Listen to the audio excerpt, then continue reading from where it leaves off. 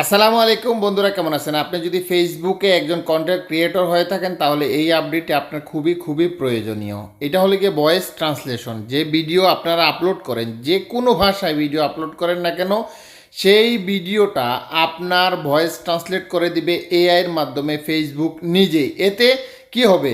এতে হবে আপনার ভিডিওটি, আমার ভিডিওটি বিশ্বের নানান দেশে মানুষ দেখতে পারবে। সেখান থেকে ভালো মানের রেভিনিউ ইনকাম করার একটা সুযোগ রয়েছে।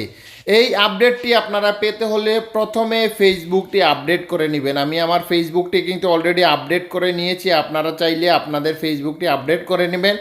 আপডেট করার পরে আপনাদের প্রোফাইলে আসবেন। প্রোফাইলে আসার পরে আপনাদের যে প্রোফাইল লোগো রয়েছে সেটাতে ক্লিক করে প্রফেশনাল ড্যাশবোর্ড রয়েছে, প্রফেশনাল ড্যাশবোর্ডে ক্লিক করবেন। প্রফেশনাল ড্যাশবোর্ডে ক্লিক করার পরে স্ক্রল করে নিচে আসবেন। এখানে দেখতে পাচ্ছেন টুলস লেখা রয়েছে, এই টুলসে ক্লিক করবেন। টুলসে ক্লিক করার পরে আপনাদেরকে বেশি কিছু করতে হবে না, একটু স্ক্রল করে আসার পরে এখানে দেখতে পাচ্ছেন কন্টেন্ট রয়েছে এবং এই কাঙ্ক্ষিত অপশনটি আমরা পেয়ে গেছি, voice translation, manage your translation.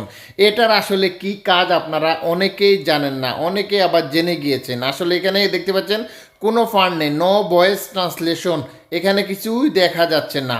Land how এখানে ক্লিক করলে এখানে দেখতে পাচ্ছেন help your reels and video go gold.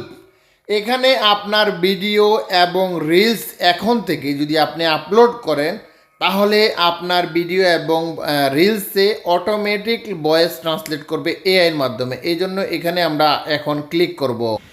এখানে ক্লিক করার পরে আপনাকে বলবে ভিডিও সিলেক্ট করার জন্য। আপনি আপনার যেভাবে রিলস কিংবা ভিডিও আপলোড করেন সেভাবেই আপনি আপনার ভিডিও আপলোড করবেন এবং টাইটেল থাম্বনেল আপনার যেখানে যেটা লাগে বরাবর যেভাবে আপনারা নিয়ম মেনে কাজ করেন সেভাবেই করবেন। করার পরে আপনি ভিডিও যখন আপলোড করবেন, ফেসবুক বলতেছে অটোমেটিকলি আপনার ভিডিওতে এআইয়ের মাধ্যমে ভয়েস ট্রান্সলেশন হয়ে যাবে। মানে পৃথিবীর যে কোনো প্রান্তের মানুষ দেখুক না কেন তাদের নিজস্ব ভাষায় ভিডিওটি ট্রান্সলেট হয়ে যাবে। সেক্ষেত্রে আপনার ভিডিও আমার ভিডিওতে রিচ করবে, ভিউ হবে, আর্নিং হবে। আশা করি কেমন লেগেছে আপনাদের এই আপডেটটি ফেসবুকের জানাতে ভুলবেন না।